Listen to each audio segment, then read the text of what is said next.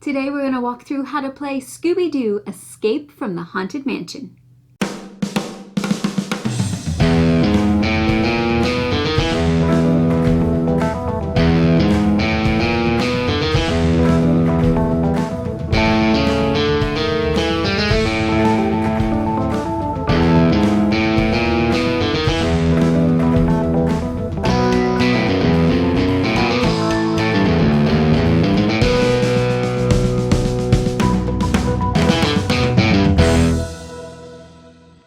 Thank you for joining me at Tantrum House Studio D. I'm Melissa Delp. Scooby Doo Escape from the Haunted Mansion is a cooperative mystery game for 1 to however many players. It's designed by Jay Cormier and Senfun Lim and published by The Op, who sponsored this video. This is the first game in their Coded Chronicles line, an at-home escape room style game where players work together to unlock clues and solve puzzles by using a unique code-revealing mechanic. You'll be playing as those meddling kids from Mystery Inc. and their Scooby Snack-loving canine. You'll experience the narrative storyline by solving puzzles to explore the mansion, collecting clues to solve the mystery, and hopefully ultimately escaping from the haunted mansion. Let's dive into the mystery manual. The setup for the game is going to be the same no matter how many players you're playing with. First, pass out the 5 narrative books to as many players as possible. If you're playing with fewer than 5 players, or you have players who don't want to read or maybe can't read, you can give more than 1 book to the same player.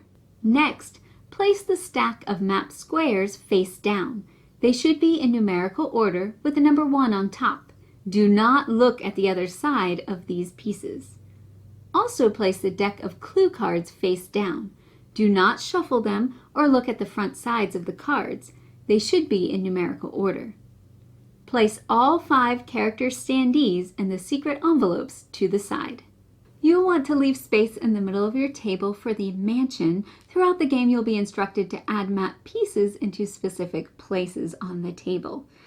Now, before you jump in and play, there are a few more things you need to understand about the gameplay.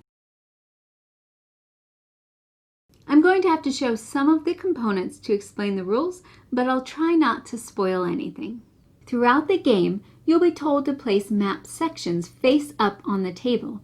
Each card has a specific place in the mansion, and the instructions will use directions like place it to the north or west of a specific room. The foyer has directional arrows to help you orient the cards correctly. At different points in the game, you'll have access to different Mystery Inc. characters. Each character has a separate ability and booklet. Velma is Research, Shaggy is Eat, Daphne is Use, Scooby is Smell, and Fred is Investigate.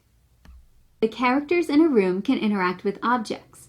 If you want Velma to research the door, slide her standee in front of the printed number and then go to that entry in her book. You should see the name of the room she's in. If not, double check the number. If Daphne and Scooby are also in the room, you could have Daphne try to use the door by going to the entry in her book and have Scooby smell the door by going to his entry. The entries in each book are unique because the characters have different abilities and interact in different ways. An entry might tell you to reveal a card, place a map section somewhere, open an envelope, or even place characters in a room. Or the entry might not be helpful at all. Having Shaggy try to eat a piece of furniture probably isn't the best idea. Sometimes you'll come across a 1 or 2-digit number in a room. You'll have to combine objects to create a 3-digit number that characters can interact with. Usually this is by using item cards. These cards have blue borders and the characters can carry the objects with them from room to room. This example from the rulebook shows Velma trying to unlock a door with a key. She places her number first, then the door number, and then the key number for entry 1112. Putting the key before the door for 1211 would also work. Unlike many other games, in this one, players aren't controlling a specific character. As a group, you should discuss and decide which characters should interact with which objects. This is especially important when you're trying to solve a puzzle. If you incorrectly solve a puzzle, you'll either read an entry in the book that tells you to eat a Scooby snack, or you won't find an entry at all in that specific book, and in that case, you'll also eat a Scooby snack. For each snack you eat, cross off one of the Scooby snacks on the back of the mystery manual. At the end of the game, you'll get a better rating if you've eaten fewer Scooby snacks. If you're having trouble with a puzzle, you can get a hint on the back of the mystery manual. Look for the room you're in and the entry number for the first hint. Hints 1 and 2 for each room are free, but if you use more hints, the ones in the yellow section, you'll have to eat a Scooby snack for each of them. The puzzles will use clues, cards, and components you find during the game. You won't need any outside specialized knowledge to solve them, but you will need to use some observation skills and logical thinking. When you solve a puzzle, you might be told to reveal a card or open an envelope. It might also tell you to remove some cards or components from the game. Now, if you're told to remove something that you've never actually revealed, that's okay. It probably means that you've solved the puzzle quickly without revealing all of the possible clues. The game has 2 chapters that take about an hour each. You can stop after the first chapter and save your progress in this chapter 2 envelope. Or you can keep playing and finish in one sitting. So that's everything you need to know to play Scooby Doo Escape from the Haunted Mansion, a Coded Chronicles game. To get started, turn to entry number 5000 in Fred's narrative book. It looks like we have another mystery on our hands.